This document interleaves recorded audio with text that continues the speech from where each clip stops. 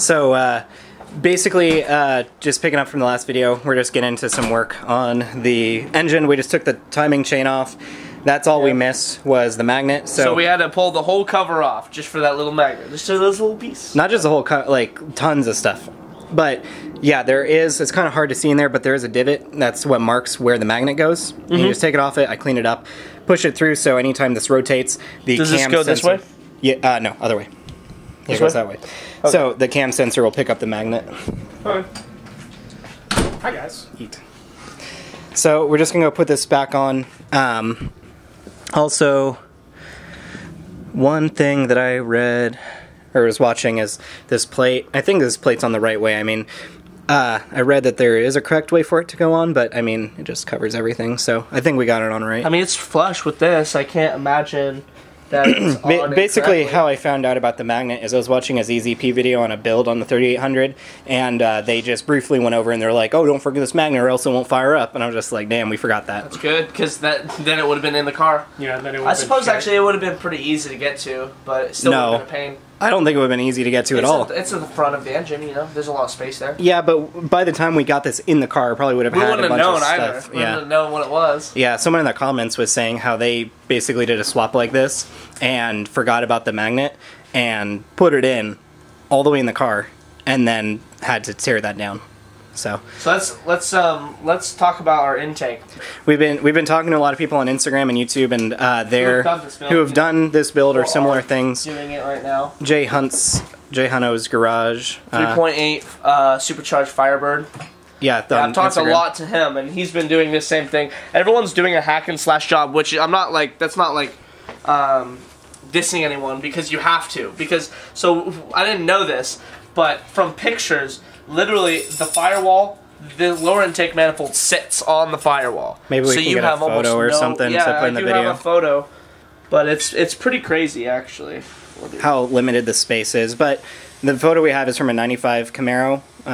We're not sure how much different. It'll probably be pretty similar. But so this is the clearance that we can expect of this engine. You can see the fuel rails. The fuel rails almost touch the top of the cowl, so an intercooler would never have worked. So that's just a proof. So here's the picture.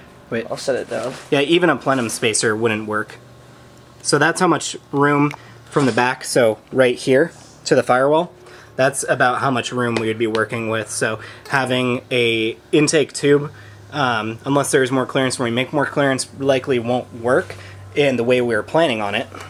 And the thermostat housing might be a problem, but we're going to try and figure out a way, because it sits here. Yeah, so the thermostat housing in the photo there, you can see he's modified it or got a different one. This one will not work because I will touch the firewall.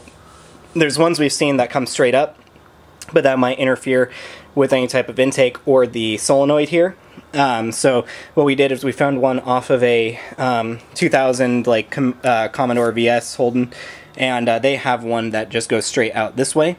So that's likely what we're gonna. And it's lower profile as well. It's a lot less higher profile than this one is. Yeah, it's lower and it's directly that way, so it shouldn't interfere with any firewall. So these are some of the hurdles that we have to deal with. So most people go onto the passenger side because there's not a lot of stuff to really interfere with. But we want to twin charge this, and all the turbo manifolds, the turbo sits right here off the exhaust. Now then the charge piping would go down through an intercooler, and ideally you'd want to come up through here into a throttle body. Perfect. So it'd be perfect because then it would go right into the bumper, back up on the other side.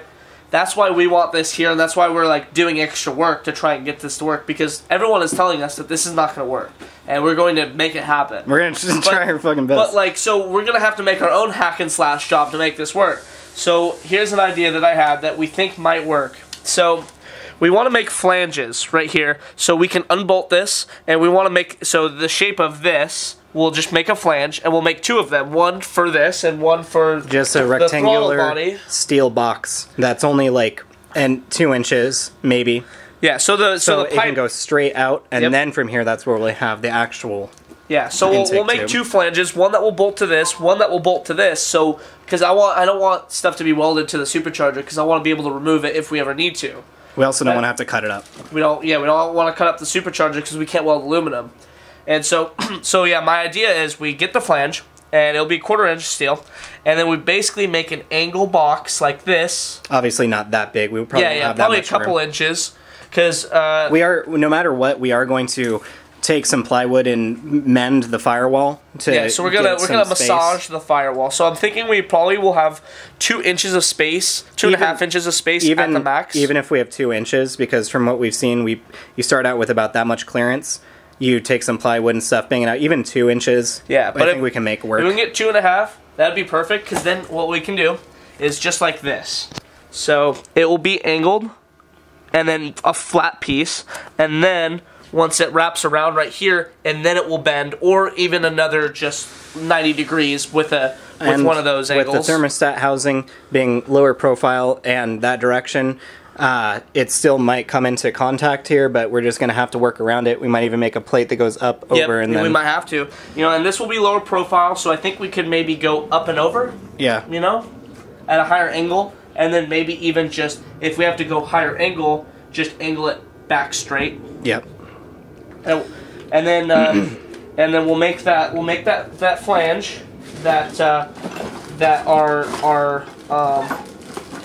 we'll make that flange that this can bolt to, which is an adapter for this. For the V8 throttle body. So this would normally go right here. I think you got it the wrong way. Yeah, probably. But that's basically the general idea. That's how it was going to go if it was on a front-wheel drive car. And then this would go right here. But, so we're going to make a flange just like this, smaller for this. Go around, flange. And that's how we're planning on. What we've heard is the clearance issues over here is you're running into the ignition box. A lot. Like, just a lot of stuff. A lot. Like, so, I mean, like, the traction control lines is really important. There's a lot of stuff in the way. There's, like, the power steering fill, which we might have to relocate. There's a lot of stuff. There's a reason no one pipes this to the side like this, and that's some of what's going to make us unique. Just with our build plans and our future down the road wanting to twin charge it. I really want just everything we want. It's almost crucial that it comes out on the driver's side. So, me and Davis had maybe thought like a small stack intercooler, which is like, it's only 1 inch wide. It's the smallest intercooler they make for these. If anything, maybe even a smaller spacer, because people buy spacers that go between the supercharger and the lower intake manifold, so it transfers less heat. But even something like that, you can get a 1/4 inch or 1/2 inch. With that picture that we saw, that full inch intercooler would never have worked. So I'm glad we didn't invest in that, because that would never have worked. And we actually just got a great deal on a methanol injection kit. That's a good which is amazing. So now we don't need an intercooler. That will work better than an intercooler. We got one of those AEM boost controlled methanol kits. So once we hit a certain threshold, say like 5-6 pounds of boost, it'll start spurting, and then once it hits like 10 pounds, it'll go full throttle. Yeah, it's a really simple dial. Actually, I didn't know it was that simple. But yeah, so you just do a starting. So we'll do a partial spray. It atomizes the methanol and water. It's a 50-50 mix that you put in. It atomizes it just like a fuel injector. It's just like that, and you just put it in the intake, or like right before. It'll be over here or something. We could even like you know what, we could even drill a hole in the tube. Well, AM says 6 to 8 inches behind the throttle body.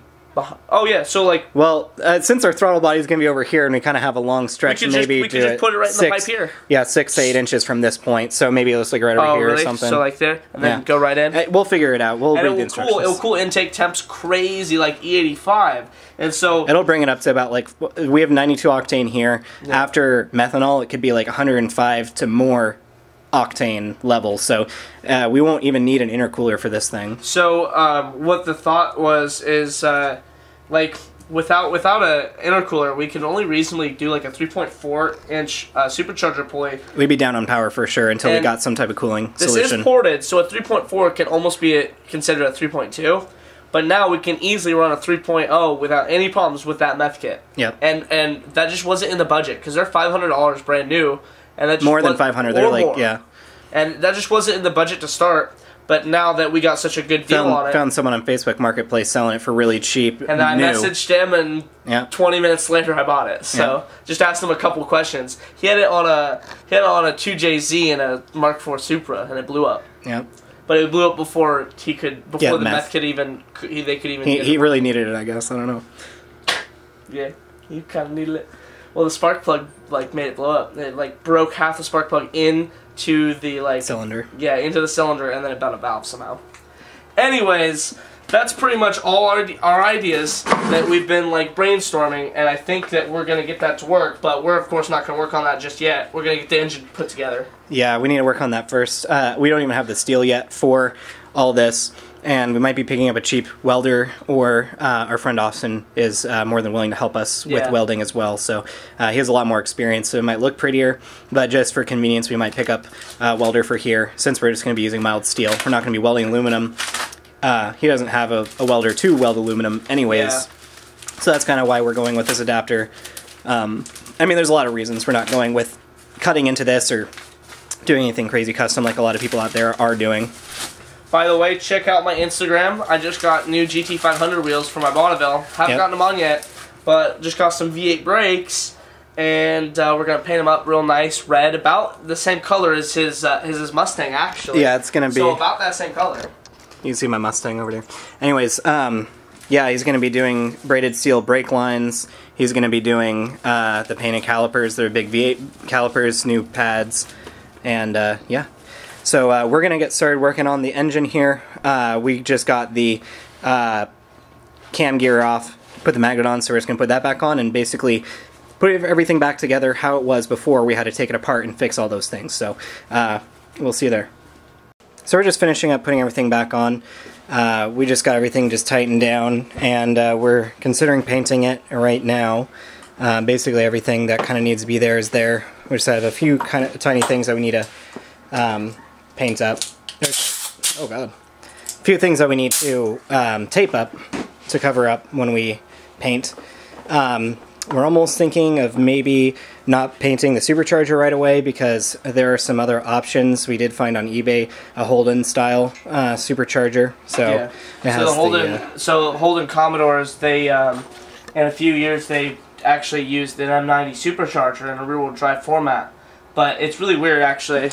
It's like I don't have a picture right now of it, but like this isn't here, and it's actually pushed back quite a bit. Yeah, so all of this unnecessary metal is not there, and it's angled, and then it has this little bend that bends, and so we're thinking about possibly getting one of those because this is a lot longer than one of those, and that would help a lot. And it's already got the intake elbow on that side and everything. So, but I mean, if we can find an option, it'd probably be a very expensive option. Plus, it'd be from Australia through eBay, and they'd have to be willing to ship internationally. So I don't know how that's gonna go. So I think we'll probably just paint this anyways, because if we don't end up going with it, we can still put paint remover on it and take it off. I mean, fuck it. I don't think anyone will. Someone will still buy it painted. Yeah, it is a ported Gen 3 supercharger with the hub already on it, so. And they're cheap anyways, I'm not worried. Yeah, we're going to see how this goes first. We're not like looking for any offers or anything like that. We're still planning on using this, but just if anything. Then I'm just going to blow it off and then try and scrub as much as I can off. Find anything that we need on here that needs to be taped off. These spark plugs aren't going to be on there. That's just for, yeah, those are for painting and to fill the holes. Yep, so we're going to start working on this and getting it painted, hopefully.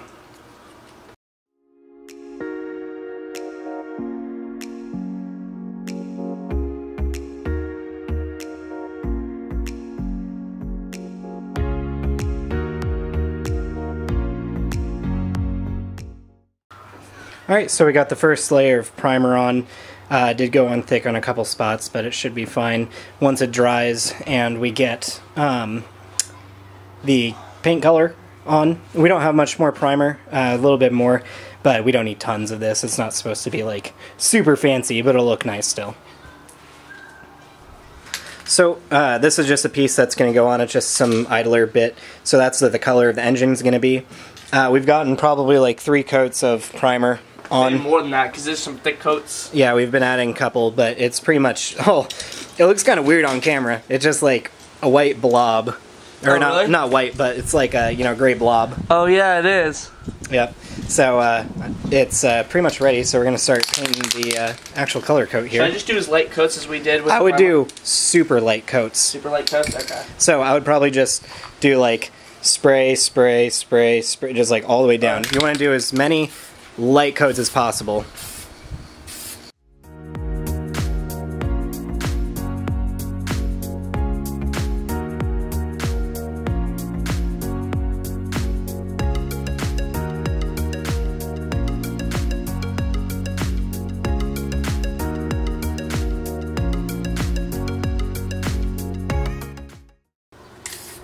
When are you gonna put this in the Camaro? Never.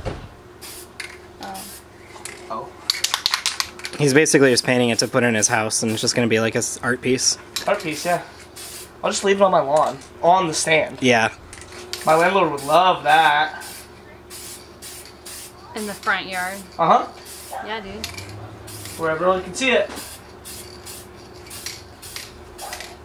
I want to pull it back a Or bit. someone could steal it. No, I'll just chain it to my front steps. Mm-hmm. Oh, okay. All right. So we're probably just going to find some tiny spots that we might have missed, and then let this...